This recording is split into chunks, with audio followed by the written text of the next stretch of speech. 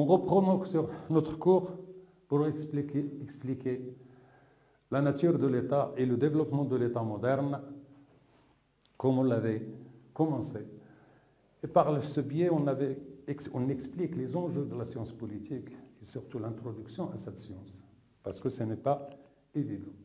La science politique s'est développée pour expliquer, mais aussi pour construire l'État. Et donc, il fallait voir et comprendre l'avènement de cette science. Et on avait eu l'occasion de dire que le développement des sciences à l'époque, la sortie du Moyen-Âge, la recherche des Lumières, va inciter, avec les problèmes qui se sont posés, à développer un État en dehors des textes bibliques, en dehors de la religion, basé juste sur la raison de l'homme. Et il fallait, pour comprendre, pour cet avènement, il fallait se référer à des intellectuels ou des hommes, des philosophes phares à cette époque. C'est-à-dire, il y a eu des discussions marginales sur les thèmes, les principaux thèmes, et j'ai choisi de me limiter à des discours principaux, principaux. Le premier, c'était notre ami Hobbes. Lui, pour justifier cet avènement de l'État et l'expliquer, il va revenir et expliquer l'histoire de l'homme. Et il va nous dire que l'homme, il était devenu méchant, tellement méchant, qu'il était en une guerre permanente contre les autres. Et il faut freiner maintenant cette violence de l'homme. C'est pour ça qu'il faut construire un État. Il va tirer de ce constat, de cette supposition, parce qu'il appelait la convention civile, c'est-à-dire que les gens ils vont se retrouver, se réunir et discuter de l'avènement de cet État, mettre les jalons, les premières bases de la construction de l'État moderne. Et de ce fait, ça sera la conséquence, la vision de cet État moderne, c'est la conséquence du constat précédent, à savoir si l'homme il était méchant, si l'homme il était violent, si les hommes n'arrivaient pas à s'entendre, il faut qu'un État arrive, qui soit assez fort pour imposer sa volonté, et aux individus et aux groupes. Parce qu'un État moderne, un État qui arrive, un État nouveau, ne va pas arriver sur un no man's land. Il va trouver une organisation, des organisations étatiques, des groupes organisés qui vont lui résister. Et donc, il faut s'imposer. Pour qu'il s'impose, qu'il soit fort. Et donc, de la nature de l'homme, il va tirer cette conclusion qu'il faut un État fort qui s'impose et impose sa volonté aux individus. Pourquoi? Pour réaliser la paix. Parce que tout ce que cherchent les individus, c'est la paix et la sécurité. Comment il va y arriver à cette conclusion? Il va nous dire qu'il faudra renoncer à nos libertés, renoncer à nos droits au profit d'une seule personne, à savoir le souverain, le roi ou le président, le responsable. Et lui, par cette accumulation de tous les droits des autres, il va avoir un pouvoir souverain qui s'impose à tous. Ça, c'est la première conclusion qu'il tire. La deuxième concerne la culture, parce qu'il ne suffit pas de créer un État. Il faut l'imposer. Mais on ne peut pas l'imposer par la force tout le temps. Il faut qu'il rentre dans les mœurs. Et là, c'est l'éducation qui entre en jeu. C'est-à-dire qu'il faut instruire, éduquer les gens au respect de cet État pour que cet État perdure et dure dans le temps. Et de ce fait, il va nous dire qu'il faut que l'éducation soit monopolisée par l'État. C'est à l'État de faire apprendre aux gens, c'est à l'État d'éduquer les individus à son respect et au respect des autres, des uns et des autres. Bien sûr, j'ai eu l'occasion d'expliquer que notre ami Hobbes, par sa naissance même et par ses idées, il est resté à cheval entre le Moyen-Âge et la modernité. Il est dans l'ancien temps, avec cette conception dictatoriale, comme on l'a expliqué, un individu qui monopole tout le pouvoir sur la population, et la population qui doit juste obéir pour avoir la sécurité. Et donc cette conception elle était déjà pratiquée par le Vatican et le droit divin, c'est-à-dire les représentants du Vatican, du pape. Par contre, dans sa conception dans l'État, c'est-à-dire quand il dit qu'il faut se référer à une convention civile, aux besoins de la réunion des individus qui s'organisent en conséquence, il est dans la modernité. Notre ami Hobbes, on l'a vu Rousseau après, il change cette équation. Lui, il va nous dire que l'homme était heureux et vivait en liberté avant l'avènement de l'État. C'est l'avènement de l'État lui-même qui a créé les violences, qui a créé et développé la violence, parce qu'il a défendu des intérêts des uns contre les autres. C'est même la propriété privée qui va créer tous les problèmes. Et donc, ce n'est pas la création d'un État qui va nous donner la sécurité. On était en sécurité et c'est l'État qui nous menace. Donc il faut qu'on s'organise autour d'un contrat social, c'est-à-dire l'organisation, le regroupement de toutes les volontés, de façon à ce qu'on crée un État et on donne le pouvoir à un souverain, un représentant de l'État, non pas pour nous imposer sa volonté, mais pour garantir notre liberté, garantir notre bien-être qui était à la base, initialement, qui existait auparavant. Donc l'homme ne vivait pas dans le malheur et dans la méchanceté. Il était heureux et il faut que l'État, pour qu'elle soit légitime, nous garantisse cette liberté, ce bien-être. Sans quoi, on est en droit de se révolter contre cet État, son représentant. Et par contre, lui, et contrairement à notre ami Hobbes, il va nous dire que l'éducation, il ne faut pas qu'elle soit aux mains de l'État. Si l'État contrôle l'éducation, elle va faire comme l'Église. Elle va essayer de façonner les esprits, de façon à inculquer aux gens la crainte de l'État, à les manipuler. Et de ce fait, il faut garder la distance vis-à-vis de l'État dans l'éducation. Ce n'est pas à l'État d'éduquer les individus, c'est aux individus de s'auto-s'instruire, d'organiser eux-mêmes la façon de s'éduquer, la façon de s'instruire, l'organisation des études et des diplômes pour couper tout lien avec l'Église.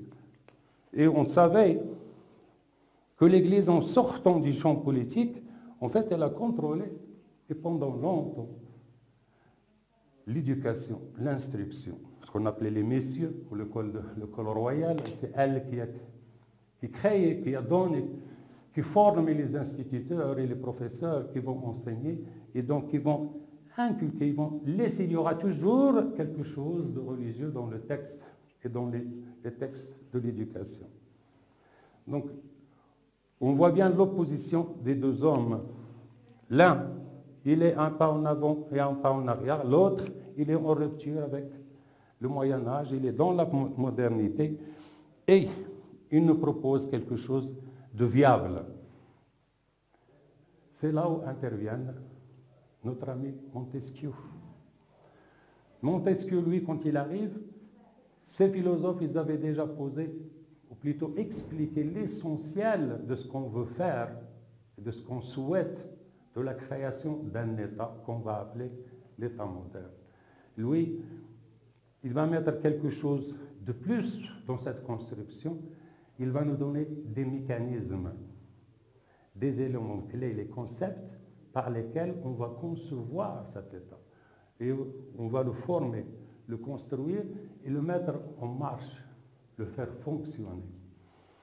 Et lui, il est parti, comme tous les autres, sur une explication importante, vaste, sur l'évolution de l'humanité et des hommes, sur le développement des idées. Et là, il est quelquefois naïf quand il explique l'évolution de l'histoire. Il est d'une naïveté telle qu'on ne comprend pas pourquoi il se moque un peu plus ou moins des civilisations alentour de l'Europe. L'Europe sort de l'obscurantisme, du Moyen-Âge, des siècles des ténèbres. Et l'homme, il est tellement content de lui-même qu'il se moque de l'Afrique, qu'il se moque de la Perse, avec les lettres persanes, il se moque de tout le monde. Et ça, on ne le prend pas en considération. Ce qui nous intéresse, c'est d'abord une conception qu'il avait, à savoir qu'il va dire pourquoi, à ce moment-là, les sciences sont bien avancées. Et lui, il va se poser la question, pourquoi dans les sciences, on arrive à créer des lois, à développer des lois qui expliquent la nature, qui expliquent le développement possible de la nature. On est avec Newton et compagnie, d'une façon scientifique, qui ne crée pas de divergence majeure. Et quand il y a une divergence, quand il y a des points de vue opposés, on va à la pratique, à l'expérience pour déterminer qui a tort et qui a raison. Et il va nous dire pourquoi on ne fait pas dans les sciences sociales comme ça. Et dans la science politique aussi. Pourquoi on ne développe pas des instruments d'analyse qui permettent de comprendre les politiques, les problèmes politiques, les raisonner, les solutionner sans en avoir besoin de se battre pour ça. Donc c'est un souhait louable. Comme vous voyez, il va développer, il se préoccupe d'ensemble, il énonce un schéma d'ensemble des questions qui préoccupaient ses contemporains après avoir élaboré un bilan de ce qui avait été l'expérience humaine. Et comme je l'ai dit là, il n'est pas toujours dans le vrai. Son approche historique manque de crédibilité, manque d'une connaissance parfaite, d'une connaissance détaillée, et surtout d'instruments d'analyse. Ce qu'il analyse comme les composantes de la classe, de la société, les classes qui composent la société, ce qu'il analyse dans l'évolution des autres empires de l'Antiquité et les autres périodes suivantes, il n'est pas si scientifique qu'il le voudrait. Mais il avait quand même un avantage. Il voulait faire comme Newton, comme je disais, et les scientifiques élaborer des lois qui expliquent l'évolution de la société humaine et de l'homme, mais il reste modeste. Il reconnaît que je ne prétends pas pour autant avoir la vérité scientifique. Marx le fera plus tard. Il dira qu'on ne peut pas dire que toujours tel phénomène se produit quand telles conditions sont réunies. On ne peut pas dire que toujours tel phénomène se produit quand telles conditions sont réunies, tout on peut énoncer qu'il se produit le plus souvent. Ce relativisme donc marquera les temps modernes. Et Montesquieu est précurseur de l'approche systémique et de la complexité, c'est-à-dire qu'il va nous dire qu'il faut prendre un ensemble d'éléments, tous les éléments qui entourent le développement de la société, qui entourent le développement des politiques, pour arriver à une connaissance qui n'est pas parfaite, mais qui est rationnelle, raisonnable, mais qui accepte le développement, comme les autres sciences. Marx, lui, il va prétendre à un moment donné, beaucoup plus tard, que son savoir est scientifique et qu'il ne faut pas le discuter. Si vous n'êtes pas convaincu, le goulag. Sinon, plus grave. Donc de cette relativité ou relativisme de Montesquieu, il va nous élaborer, il va avoir quelque chose de très positif pour la construction de l'État moderne. Le débat était jusque-là sur les droits et devoirs des uns et des autres, des gouvernements et de gouverner ou l'inverse. C'est Rousseau et Montesquieu en tant que leaders dans leur groupe. C'est-à-dire chacun il a des adeptes qui divergent quelquefois sur des éléments secondaires. Lui, il va dépasser ce stade et il va nous introduire deux éléments importants. Le premier, c'est la notion d'institution. C'est ça. Cette institution, elle est liée à l'introduction aussi d'un autre concept, à savoir la personnalité morale de l'État. Quand on développe, et c'est venu du droit privé, les grandes firmes existent déjà, ils ont une personnalité morale qui relève du droit privé. Lui, il va nous dire, on va donner la même chose à l'État. On va lui donner une personnalité morale publique, et elle peut avoir aussi, en conséquence, une personnalité morale privée. Ça, c'est autre chose. Vous le verrez dans le droit administratif. Cette conception, donc, l'État devient institution et tout ce qui est au sein de cette institution, ce sont des sous-institutions. On l'appellera même quelquefois l'institution des institutions. Le Parlement est une institution, l'université est une institution, la municipalité en est une autre, les ministères, le gouvernement, tout ça, ce sont des institutions. C'est-à-dire, elles ont une personnalité, par le biais de laquelle ils s'expriment et ils agissent, comme dans le droit privé. Et l'État, de ce fait, et ça est là le développement qui va bouleverser la chose politique de l'époque, vu de notre époque, c'est-à-dire c'est dépassé. Mais à ce moment-là, à ce stade-là, elle va bouleverser la connaissance du politique parce qu'elle va extirper l'homme, le représentant de l'État, de l'État. Elle va le tirer en dehors de l'État. Le président, le roi, l'empereur ne représente pas l'État par sa personne, non. Il n'est qu'un simple représentant. C'est-à-dire qu'il n'y a pas ce lien qu'on mettait avant entre la personne de l'empereur ou du roi et l'État. Non. Ce sont deux choses distinctes. L'État perdure dans le temps. Le représentant, lui, il a un mandat où il a une vie à faire, à représenter cet État, et il s'efface et l'État continue. L'État continue, quelqu'un d'autre prend la relève, et c'est pareil, il s'exprime au nom de l'État, il n'est pas l'État, il s'exprime au nom de l'État. Donc cette différenciation va être aussi poussée plus loin pour créer une séparation aussi entre les biens du roi, de l'empereur, du président et les biens de l'État. Le responsable de l'État, le représentant de l'État, il est rémunéré, il a un salaire pour son travail de représentation. Mais ce n'est pas lui l'État. Il la représente, mais il n'y a pas une... Comment dirais-je? Il ne colle pas à la personne morale de l'État. Et de ce fait, l'État, elle demeure, elle continue après son représentant, avec un autre représentant, et ainsi de suite. Donc on ne s'arrête pas à la personne. On va prendre l'individu, la personne morale, et comment va s'exprimer cette personnalité morale. Montesquieu, il va nous présenter un élément clé aussi pour donner forme, une forme politique à cette organisation juridique, à cette conception juridique de la personnalité morale. C'est la souveraineté. L'État, il est souverain.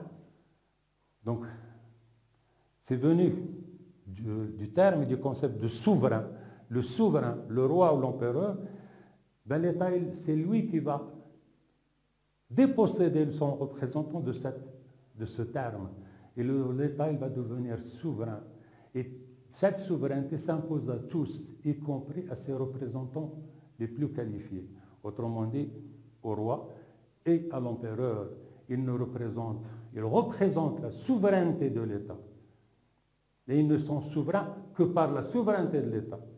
Et leur souveraineté périsse dans le temps, et la souveraineté de l'État perdure et dure. Même si on change l'État ou l'organisation étatique, la personnalité morale et la souveraineté qui est son habit continue dans le temps pour la pérennité des relations internationales, déjà entre États et entre l'État et ses administrés, ses citoyens.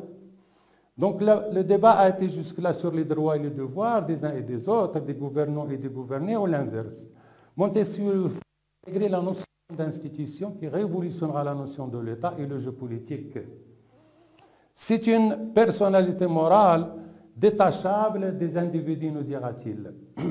Elle leur survit même, donc elle les dépasse. L'État comme institution devient ainsi indépendant non seulement de l'Église, mais aussi de la personne du chef, le souverain, et plus tard des citoyens. Les conséquences de ce développement vont être graves et importantes. Importantes et graves en même temps. Pourquoi? Il théorise ensuite l'institutionnalisation du jeu politique par le biais des partis politiques. C'est pour la première fois où on va faire entrer, on va développer la conception des acteurs de ce mécanisme juridique, de cette boîte noire qui est l'État, les partis politiques, qui sont composés d'hommes libres qui, comme les mains secourent le corps, interviendront chaque fois pour aider au rétablissement de l'équilibre politique s'il est menacé. Donc il va développer aussi la notion de parti politique, parce qu'auparavant, les groupes n'avaient pas une appellation, ils n'avaient pas une façon de s'organiser fiable et juridique. Parce que le parti politique, lui aussi, va avoir une personnalité morale. Et donc il ne sera plus attaché à son leader, ni à sa population, ses partisans tout de suite. Il perdure, il dure dans le temps. Et cette organisation, c'est elle qui va permettre de faire fonctionner l'État, d'organiser les groupes et l'exercice du pouvoir entre groupes. Montesquieu fait intervenir après la notion donc de séparation des pouvoirs pour garantir l'équilibre politique, en particulier entre l'exécutif et le législatif. Parce qu'on avait dit à Montesquieu comme critique, si l'État devient autonome et indépendant avec la personnalité morale, est-ce qu'il ne risque pas de devenir dictatorial? Est-ce qu'on ne tombe pas dans la notion du Léviathan de Hobbes, un monstre devant lequel l'individu est insignifiant? Donc il va dire non. Les partis politiques, c'est les instruments de développement du jeu politique, mais il faut aussi, dans la conception de l'État, séparer le pouvoir exécutif du pouvoir législatif, de façon à ce que l'un s'oppose à l'autre et créer un équilibre comme dans la nature. Deux oppositions font avancer les choses. Elles ne s'annulent pas, mais elles gardent l'équilibre entre elles. Et donc, parce qu'à ce moment-là, le droit n'est pas si développé. On est en train de poser les jalons du droit positif. Il va se développer avec l'État moderne. Et de ce fait, on ne pense pas à l'indépendance du pouvoir judiciaire. Il n'est pas encore élaboré comme aujourd'hui. Donc, il insiste sur l'exécutif et le législatif, à savoir sultat fidiya ou sultat shri'iyya. L'exécutif, c'est le gouvernement. Le législatif, c'est le Parlement. C'est les délégués, des individus du peuple qui vont représenter le peuple.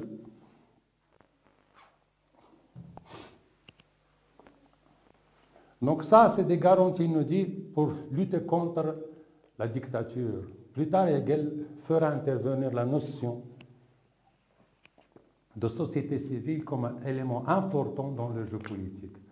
Autrement dit, pour créer toujours cette force, cette organisation qui permet ou qui pousse à modérer le pouvoir de l'État nouveau. Modérer le pouvoir de l'État, c'est-à-dire l'empêcher d'être dictatorial. L'empêcher, parce qu'on avait eu l'occasion de le dire, le pouvoir use et abuse. Il faut lui créer des délignateurs qui l'empêchent de déborder sur les individus, de déborder sur les libertés des individus et les droits des individus, et donc d'être dictatorial. Des paramètres comme ça fixes sont ainsi posés pour appréhender les politiques. Avant que notre ami Marx, comme on l'a dit, ne remette en cause radicalement cette construction, en donnant à la complexité énoncée une dimension économique dominante. Ça veut dire quoi? Eh bien, il va revenir à ce qu'a dit au départ Rousseau, à savoir que c'est la propriété privée qui est à la source de tous les maux. Et la lutte entre les individus, la guerre entre les groupes. Et de ce fait, en limitant, en contrôlant la propriété privée, en contrôlant la violence dans la société. Marx, lui, il va pousser plus loin sa conception en lui disant qu'il faut éradiquer, il faut enlever la propriété privée pour créer un État viable. Et donc, il va donner dans toute son explication de l'évolution de l'histoire humaine, de l'homme et du politique et des institutions, une explication économique pure et simple, pure, dominante. Il n'a pas eu cette sagesse de Montesquieu qui, en prétendant avoir une explication de l'évolution de l'histoire politique, il reconnaît que, il dit, je ne prétends pas donner des lois sûres et certaines. Je pense seulement. Je pense et vous devez m'aider à penser à ce qui est vrai et ce qui n'est pas vrai dans cette histoire de l'homme. Marx, lui, il va venir couper court et dire non, j'ai une explication scientifique, elle n'accepte pas le débat. L'enjeu essentiel, l'élément moteur du politique, de l'évolution de l'État, c'est les enjeux économiques. Mais là, il déborde, notre ami Marx. Il sort de la rationalité souhaitée au départ, de la raison. Parce que dire que c'est la fin de l'histoire avec cette conception, la fin de sa conception de l'État bourgeois, la destruction de l'État bourgeois et l'arrivée de l'État prolétarien, dire qu'avec là c'est la fin de l'histoire, notre ami Marx n'est plus un penseur ni un philosophe, il se prétend pratiquement un messie. Non. Il fallait mettre un peu d'eau dans son vin et reconnaître la relativité de ses prétentions.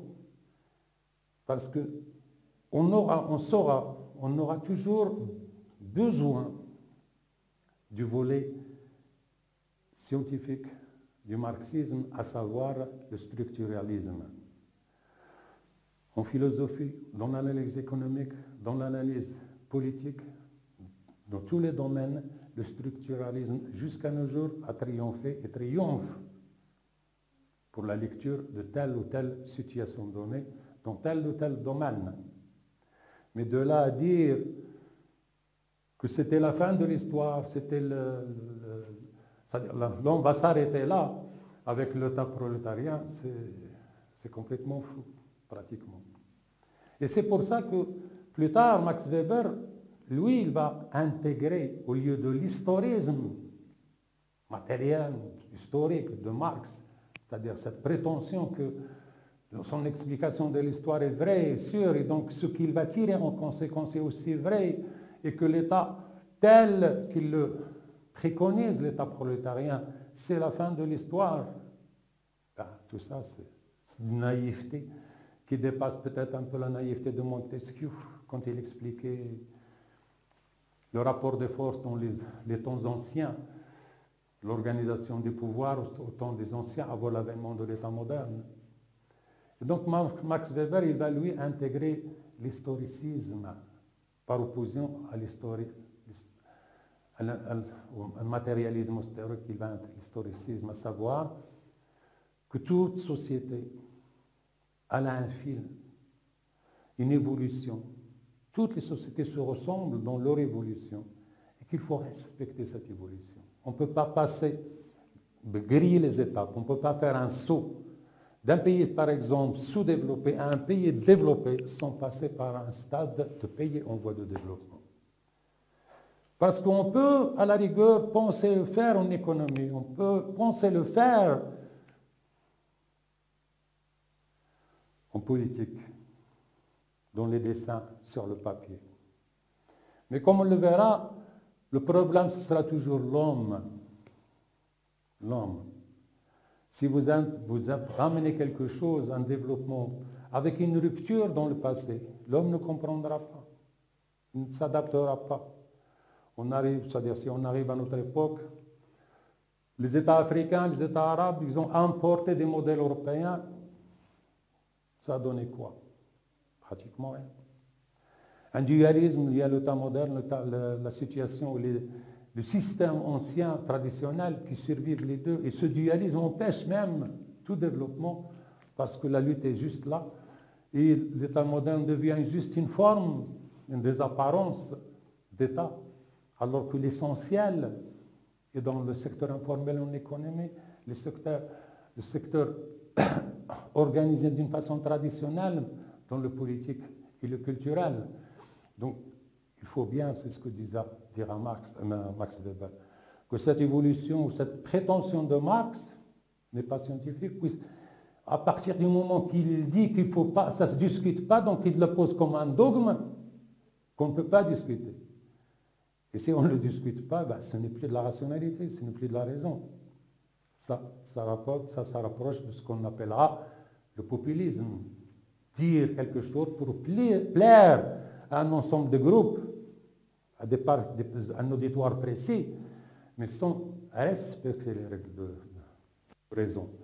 Justement, qui accepte, qui appelle à la critique, parce que c'est la critique qui fait développer, qui fait évoluer les choses. Refuser la critique, c'est s'enfermer dans les dogmes, et s'enfermer dans les dogmes, c'est tomber dans les temps anciens. Quand le Vatican disait que tout ce qui se discute, la réalité ou la vérité telle qu'elle est dite par le Vatican, ben, il faut le brûler comme une sorcière ou un sorcier. On n'en est pas loin. Donc des paramètres fixes sont ainsi posés pour appréhender le politique avant que Marx ne remette en cause radicalement cette construction en donnant à la complexité énoncée une dimension économique dominante. On a dit que l'économique joue un rôle important. Mais son évolution n'est pas liée automatiquement à l'évolution du droit. On a eu l'occasion de dire aussi que l'État moderne reflète et exprime la volonté de la bourgeoisie développée. Que la rationalité même de l'État moderne et de la pensée de cette époque vient du développement de la classe bourgeoise. Pourquoi? Parce que la classe bourgeoise, ce n'est pas les gens qui ont de l'argent. Ça, c'est une compréhension imbécile venue, c'est-à-dire dans les pays du tiers-monde, venue dans la mentalité populaire, même en Europe et ailleurs. Il est riche, il est bourgeois. Non. La définition du bourgeois, c'est quelqu'un qui a les moyens de production, de richesse, de biens. Et les moyens de production de cette richesse et de biens, ils viennent d'où? Des usines, ce n'est pas la rente par l'agriculture, non. C'est l'industrie. L'industrialisation, c'est quoi? C'est des usines. Et des usines, c'est quoi? C'est des machines. Donc c'est là le lien entre la rationalité dans l'économie et la rationalité dans le politique. On est arrivé à un stade où on développe des machines. La machine, c'est-à-dire on commence, il y avait des machines, des moteurs qui tournaient avec du bois. Après, on arrive à des machines qui tournent avec le charbon, mais on est toujours dans la conception des machines à vapeur. Et petit à petit, on va avancer vers des moyens de production, autres comme le pétrole et ainsi de suite. La différence, c'est que dans l'ancien temps, le féodal, c'était un propriétaire terrien. Sa vie, sa richesse était liée à la nature. Il pleut, il est riche, il ne pleut pas. Il est pauvre, ou pratiquement ruiné. Donc il y a du fatalisme là-dedans. Et de ce fait, l'homme, il est resté proche, c'est ce qu'il croit, proche du ciel. Il doit prier Dieu pour que la pluie tombe. Il doit remercier Dieu parce que la pluie est tombée. La bourgeoisie et la conception bourgeoise, elle est liée à la machine. C'est-à-dire qu'on a développé des mécanismes intelligents. L'homme les a développés. Il crée, elle bouge, elle marche, elle fonctionne avec de l'énergie propre créée par l'homme aussi. Et quand elle tombe en panne, on appelle le technicien, on appelle l'ingénieur et il va faire un diagnostic et nous dire qu'est-ce qui ne marche pas. On ne va pas mettre de l'encens, on ne va pas prier les cieux, on ne va pas tuer quelqu'un pour le présenter au Dieu comme cadeau afin que la machine démarre. Non, on appelle le technicien, l'expert, l'expertise. Il va nous dire voilà ce qui se passe. La machine ne marche pas parce qu'il y a tel câble qui a cassé ou parce que tel visible est grillé ou telle chose qui ne marche pas. Et c'est ça la rationalité. Et c'est ça ce qu'on a voulu faire de l'État. Un État moderne, c'est-à-dire on n'a pas besoin d'interroger le ciel ou les nuages pour savoir qu'est-ce qui marche ou qu'est-ce qui ne marche pas. On va faire une expertise, on cherche les experts, on lui dit, regarde, on a tel problème et tel problème, comment on va résoudre le problème? Il va étudier, lui, la source du problème et donc la solution proposée. C'est une prétention. Mais l'essentiel, c'est ça qu'il faut garder en tête. Louis Marx, il insiste sur la domination, sur la propriété. Non.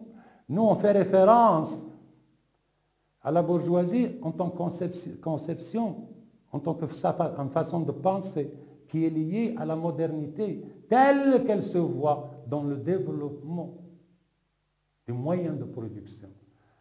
Réparer une machine, ce n'est pas comme appeler la pluie ou attendre la pluie ou remercier pour la pluie dans l'agriculture. Et c'est ce qui fait la différence entre l'ouvrier et le paysan. L'ouvrier, il voit bien qu'il est entouré de machines, mais qu'il n'y a pas de secret dans ces machines. Il n'y a pas de la haute là-dedans. Il n'y a pas de métaphysique. Si lui, il ne comprend pas pourquoi la machine elle fonctionne de telle façon, elle ne fonctionne pas de telle façon, l'agent de maîtrise, l'ingénieur, lui, il lui expliquera. Et si ça tombe en panne, c'est pareil, on appelle l'expert pour que ça se répare. Le paysan, lui, il est resté près de la nature. Et donc, il a cette prétention d'être proche du ciel pour que ça marche. C'est tout l'enjeu qu'il faut retenir. Donc, le bourgeois, ce n'est pas avoir les biens. Les aristos de l'époque, les aristocrates, en investissant leur argent, c'est-à-dire quand ils vont voir qu'ils vont perdre le pouvoir, qu'ils ont perdu le pouvoir, ils vont investir dans l'industrie et dans les banques. Le fait d'investir de l'argent, c'est, avant ils vivaient de la rente, là ils vont vivre des intérêts. Mais il n'a pas une conception de construction, il n'a pas une conception nouvelle. Il ne dynamise pas la production. Il ne crée pas de nouvelles machines. Il ne développe pas des moyens de production. C'est le bourgeois qui le fait. Et si un aristocrate, il le fait, et souvent, il y en aura qui seront des industrieux, qui feront des industries, des sociétés qui deviendront des multinationales. C'est parce qu'ils auront fait une rupture intellectuelle entre ce qu'ils étaient auparavant et ce qu'ils sont devenus auparavant, après. C'est-à-dire qu'ils ne pensent plus de la même façon. Ils n'ont plus la même culture d'antan.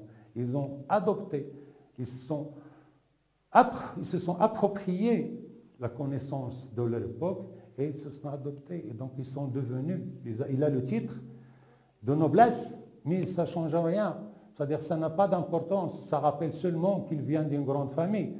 Mais son intérêt, son importance règle dans ses moyens de production, dans sa participation dans la production globale de la société. C'est là son importance. Et donc c'est pour ça qu'il ne faut pas, quand on dit la bourgeoisie ou l'État bourgeois, ce n'est pas un sens péjoratif marxiste, non.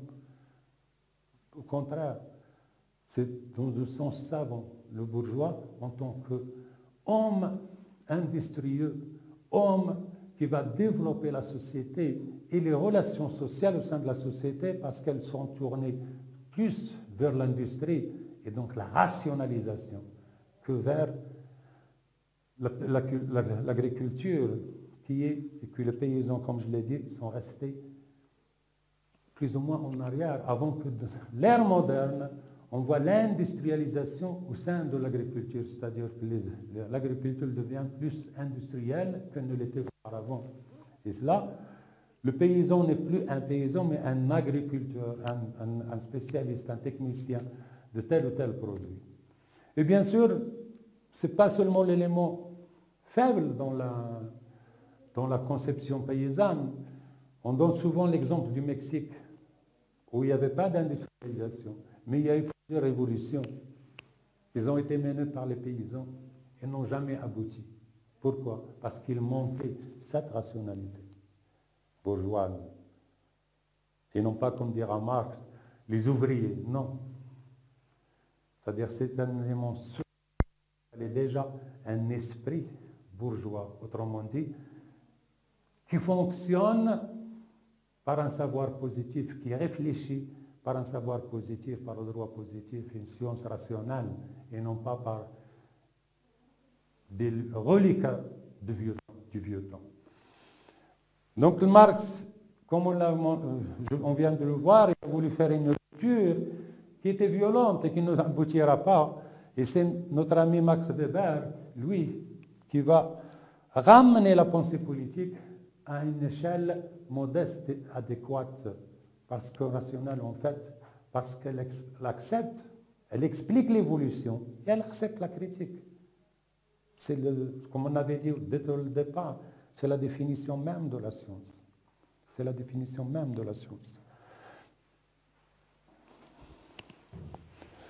Donc les attributs de l'État moderne, comme ils vont être développés par Montesquieu, c'est la conception de l'État moderne s'est affinée à partir du XIXe siècle, comme il a fallu le distinguer.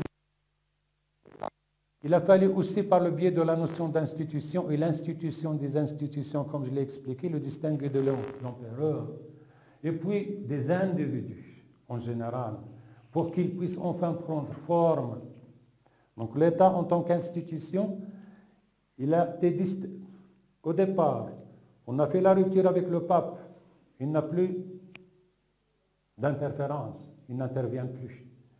Ensuite, avec toujours la notion d'institution, on a fait la rupture avec l'empereur et le roi. Ils sont des représentants, ils ne sont pas l'État. Ils représentent l'État. Et eux, ils périssent et l'État demeure, il continue, parce qu'il a une personnalité morale indépendante, autonome.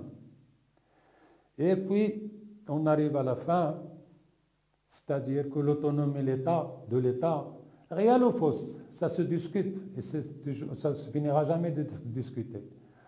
Ou tantôt réel, tantôt fausse. Et alors, appréhender de plusieurs façons.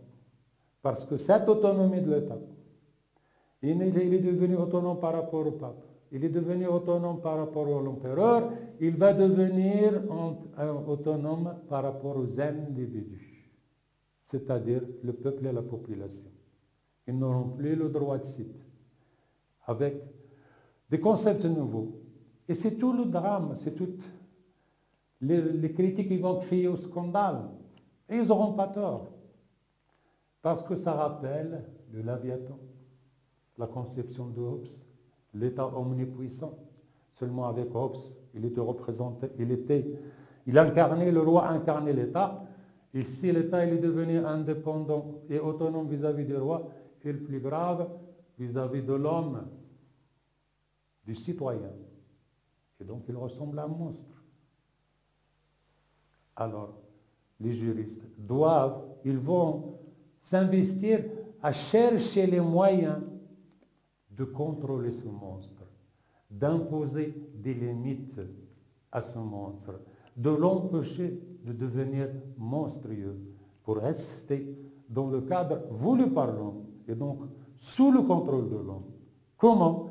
Ce sont deux notions qui vont être développées, qui vont, l'une explique l'autonomie de l'État et son rapport à la population, et l'autre, elle impose des limites à l'État. L'État souverain, ce concept a une double connotation. Il a été érigé pour dissocier l'État du prince, et ce, au niveau international et interne. Un État souverain, comme on disait tout à l'heure, c'est-à-dire c'est l'habillement de la personnalité morale. L'État, il a une personnalité morale distincte, donc il s'habille avec un habit juridique et politique qui est la souveraineté. Et cette souveraineté, donc, il va s'exprimer à travers elle vis-à-vis des autres États. Quand les États se regroupent avec leurs représentants, ce sont des États souverains qui s'expriment. Ce n'est pas le roi, ce n'est pas le roi, le chef du gouvernement, le président, l'empereur. Il s'exprime au nom de l'État. Et les engagements qu'il prend perdurent et demeurent après la disparition de l'empereur. Parce qu'ils lient l'État. C'est tout l'enjeu de la souveraineté. Et la souveraineté, elle est attachée donc sur un territoire, c'est-à-dire pour la reconnaître, pour lui donner un contenu. Elle est attachée sur un territoire et une population grâce à un pouvoir de coercition institutionnalisé. Donc il faut un territoire, un État. Pour qu'il y ait un État, il faut un territoire, il faut qu'il y ait une population sur ce territoire. Et le plus important, l'élément clé, c'est qu'il y ait un pouvoir de coercition institutionnalisé. C'est-à-dire un pouvoir qui peut utiliser la force, mais pas n'importe comment. Un pouvoir qui a le monopole de la force, mais selon des règles de droit. C'est pour ça qu'on appelle institutionnalisé. C'est-à-dire qu'il appartient à une institution qui agit, qui est formulée par le droit et qui agit par le biais du droit. Donc ce n'est pas une dictature, non. D'ailleurs, si le pouvoir politique, le pouvoir de l'utilisation de la force n'est pas institutionnalisé, n'est pas fondé par le droit, la reconnaissance des autres États est douteuse. On va toujours formuler des critiques. Parce que tant que la violence existe dans un État, on est moins sûr de cet État. Des changements brutaux, brusques, et de toute façon, la confiance dans les relations, dans les engagements, dans le commerce, dans les investissements est gravement touchée.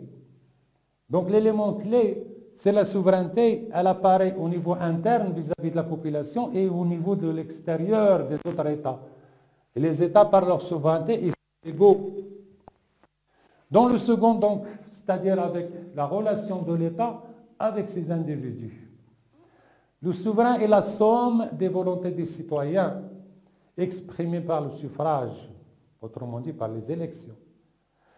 Celui-ci est formulé juridiquement comme une délégation de pouvoir. C'est-à-dire, comment on explique qu'il y a un individu qui est au sommet de l'État et qui agit au nom de l'État?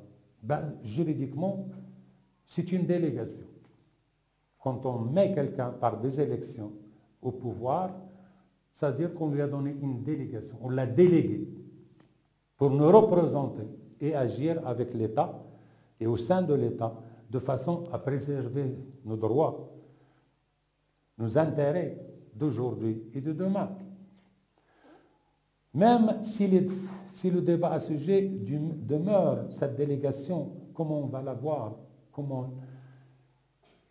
elle va poser problème. Selon la conception de la souveraineté, l'explication de la délégation peut changer.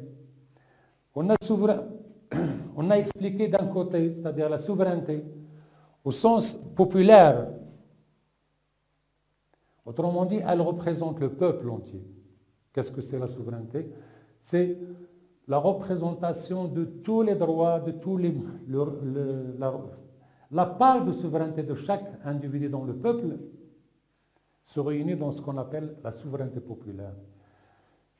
Et de l'autre côté, d'autres penseurs, ils vont dire non, c'est la souveraineté nationale, pas la souveraineté populaire, c'est différent. La souveraineté nationale fait référence à la nation et la souveraineté populaire fait référence au peuple. C'est quoi la différence? La souveraineté populaire, fait référence au peuple existant, vivant, qui peut changer d'avis, protester, se révolter pour retirer cette délégation à ses représentants s'il considère qu'ils ne le représentent pas réellement. Donc dans la souveraineté populaire, il y a une reconnaissance de facto à la résistance à la politique de l'État. On a délégué des individus au Parlement, au gouvernement, pour nous représenter, mais s'ils font quelque chose qui nous déplaît, on peut manifester, sortir dans la rue, crier au scandale, jusqu'à ce qu'ils changent de politique ou se retirent. Parce que c'est nous les délégataires, c'est nous qui leur avons donné ce droit. Et s'ils n'en sont pas d'accord, on peut leur retirer ce droit, cette délégation. Et on refait des élections, on trouve une autre solution. Les politiques, ils ont dit, ça c'est grave. Si chaque fois que le peuple n'est pas d'accord, il va se rebeller pour changer de gouvernement, on n'est pas sorti de l'auberge. Alors les juristes, ils vont dire non, non, non, la souveraineté nationale est plus pérenne. Elle va aider la pérennité de l'État et des intérêts de l'État. Parce que la souveraineté nationale se réfère non pas à un peuple, mais à la nation. Et la nation, c'est quoi? C'est le peuple d'aujourd'hui, c'est les ancêtres d'antan, et c'est les futures générations. Tout ça, c'est la nation. Et de ce fait, la conséquence de cette définition de la souveraineté, c'est que le délégataire ne peut plus peser sur le délégué. C'est-à-dire, j'ai voté pour la majorité parlementaire, j'ai voté pour le parti qui est au pouvoir, mais une fois que j'ai voté, je n'ai plus le droit d'intervenir. Je peux exprimer un point différent. Je peux critiquer, mais je ne peux pas réclamer le changement de la majorité ou le changement du gouvernement. Parce que le représentant, le délégué, peut toujours dire « Moi, j'ai des informations, moi, j'ai l'expérience, moi, je connais tellement de choses par rapport au petit peuple, par rapport aux individus au petit peuple. Moi, je connais le passé, je connais les intérêts d'aujourd'hui et j'ai une vision parce que je ne fais que ça, la politique, de l'avenir. Et de ce fait, je me positionne dans le respect des ancêtres, dans le respect des intérêts d'aujourd'hui, mais les intérêts d'aujourd'hui qui respectent les intérêts de demain. Vous me réclamez par exemple une augmentation des salaires, et moi je dis si je dois augmenter les salaires, je dois m'endetter plus, et si je m'endette plus, ce sont nos enfants, les générations futures qui vont supporter cette charge de la dette, et donc je n'ai pas le droit de le faire. Je ne peux pas accepter votre demande. Et oui, et avec cette explication, on retire le droit à la rébellion, le droit à de changer d'avis et de faire ou de vouloir changer de majorité dans un engagement politique. Une fois qu'on a voté pour un parlement, pour une majorité parlementaire, pour un gouvernement, ben, il doit faire son mandat jusqu'à la fin et attendre les prochaines élections pour s'exprimer, pas avant. Donc c'est tout l'intérêt de ces deux conceptions. Et certains pays, donc, ils adoptent dans leur constitution ce qui constitue un État. C'est un texte, c'est pour ça qu'on l'appelle la Constitution. Il constitue un État. Et donc, il va nous dire tel, qu'est-ce qu'il fait le président, qu'est-ce qu'il fait le chef du gouvernement, qu'est-ce qu'il fait le ministre, qu'est-ce qu'il fait. Les droits de chacun et les devoirs, c'est lui qui fait les éléments clés de la Constitution de l'État. Les uns vont se référer à la souveraineté populaire, d'autres à la souveraineté nationale. Et par rapport à cette souveraineté, on sait que si la population a le droit de changer sa majorité, juste par demander un référendum, par exemple, ou par des manifestations, aussi elle n'a pas le droit, parce que c'est une souveraineté nationale. En France, par exemple, on a commencé par la souveraineté populaire, puis on est parti par la souveraineté nationale, et après, en 1958, on a mixé les deux. On fait référence tantôt à la souveraineté nationale, tantôt à la souveraineté populaire. Et c'est ce qui se fait maintenant dans la majorité des pays. C'est-à-dire que le politique, il utilise ce qui lui plaît, selon son intérêt. Tantôt il va dire, c'est la souveraineté populaire, j'ai besoin d'un référendum, tout le monde vote oui pour moi, s'il vous plaît, et on s'engage sur tel projet. Et tantôt il va dire, ah non, je demande qu'il voit que l'opinion est contre lui, il dit, ah non. La souveraineté nationale, on ne va pas demander au peuple d'aujourd'hui de dire parce qu'il ne sait pas ce qu'il en est.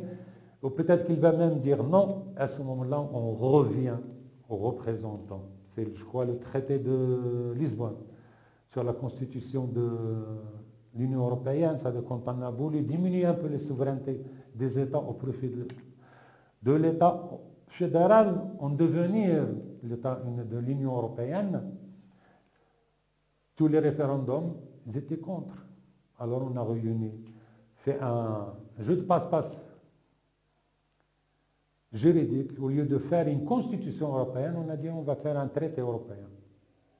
Et de ce fait, on va discuter de ce traité entre les chambres des représentants, le Parlement, le Sénat, dans tous les pays, et on le vote, et le peuple n'aura pas le droit de se dire, parce qu'il a voté non, parce qu'il ne comprend pas, et donc nous, on sait mieux que lui ses intérêts d'aujourd'hui et de demain, et comme ça, on est passé outre. Donc la souveraineté nationale, par contre, englobe les ancêtres, les vivants, les générations futures. Du coup, le mandaté peut se retourner contre le mandataire et affirmer qu'il connaît mieux le bien de la nation, puisqu'il a une vision globale, une vision qui dépasse l'immédiateté de l'intérêt du simple citoyen. Donc ça, c'est les premières conclusions de cet élément. Donc si là, dans la souveraineté, la puissance de l'État apparaît, de l'appareil étatique, la présence réelle mais volatile du pouvoir politique. Il est là, on le sent. Et il peut prendre des formes qu'on ne peut pas imaginer. Il peut s'immiscer dans des coins qu'on ne peut pas s'imaginer. Il est tout. Et il n'est rien. Il est tout parce qu'il touche à tout. Il n'est rien parce qu'il est invisible. On ne peut pas le toucher de la main. On peut en subir les conséquences, mais on ne peut pas le voir. Donc, le risque de dérive possible a devenu souvent. C'est-à-dire que l'État dictatorial est apparu après les révolutions, de la Révolution française, la Révolution anglaise. Juste après la Révolution française, il y a eu notre ami Napoléon qui s'est imposé comme empereur, il a fait ce qu'il voulait. Il est parti en Russie avec 500 000 hommes, il est revenu avec 50 000. Et on l'a attendu, les gens l'ont accueilli avec enthousiasme. Donc il faut se méfier de l'homme. Et donc le risque de dérive possible, venu souvent, de l'État ainsi constitué n'a pas échappé aux juristes. En effet, l'autonomie de l'État souverain, qui s'articule désormais sur et par la notion de personnalité juridique publique, faisait trop référence au Léviathan, comme je l'ai expliqué. Et ce sont les adeptes du droit naturel. Cette conception, en fait, appartient aux Grecs. Elle a été développée par les Grecs depuis longtemps, la civilisation grecque. Mais elle était dépassée parce qu'elle prenait ce qu'il y avait dans la nature et dans ce qu'il y avait dans la réalité comme naturel et donc inchangeable. On ne peut pas changer, il n'évolue pas, il ne change pas. Le droit tel qu'il est. La principale critique qu'on le faisait, c'est qu'il disait qu'il y avait le maître, il y avait l'esclave, et bien c'est la nature qui l'a fait comme ça, on ne change pas. Il n'y a pas de raison de changer, c'est vrai, parce qu'on ne demande pas à l'esclave son avis. Donc il va être remanié, cette conception de droit naturel va être remanié pour lui donner une autre explication, développer quelque chose qui avait apparu dans la civilisation grecque et chez les juristes grecs, mais qu'il avait réservé aux citoyens grecs et empêché son utilisation par le reste du monde, les populations du monde alentour. Donc, remaniés à la lumière de ce siècle, qui vont monter au créneau pour en limiter le pouvoir, c'est-à-dire délimiter le pouvoir de l'État et son autorité. Donc, les conceptions, on a vu, de la souveraineté déterminent, posent l'État moderne, sa personnalité, ses prérogatives, qu'est-ce qu'elle fait, qu'est-ce qu'elle ne fait pas. On a discuté de sa représentation, elle représente le peuple ou la nation. On a vu les conséquences, et ce n'était pas suffisant. Il fallait créer quelque chose pour préserver l'homme du retour possible du Léviathan. Le retour toujours possible du Léviathan, à savoir le monstre l'État dictatorial. Mais il est revenu. Il est revenu et on a eu l'occasion de parler, de dire qu'on a conçu l'État moderne, on a essayé de concevoir l'État moderne pour échapper aux guerres permanentes du Moyen-Âge. Mais l'homme, il reste l'homme. Les institutions. C'est bien, quelque chose de positif, mais il reste manipulable. Si on ne change pas l'homme, il ramènera les institutions, les plus belles institutions du monde, à sa version, à sa vision, à sa nature.